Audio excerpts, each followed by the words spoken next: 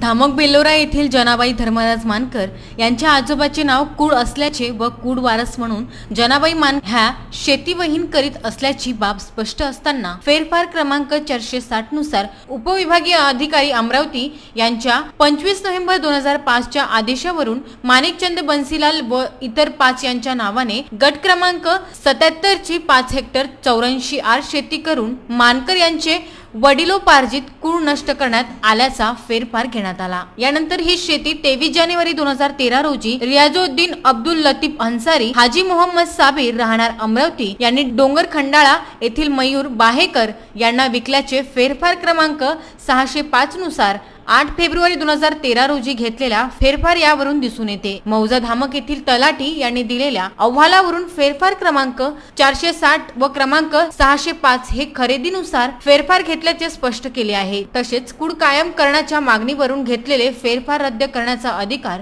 उपविभागीय अधिकाऱ्यांना नाही असे स्पष्ट आदेशित आहे।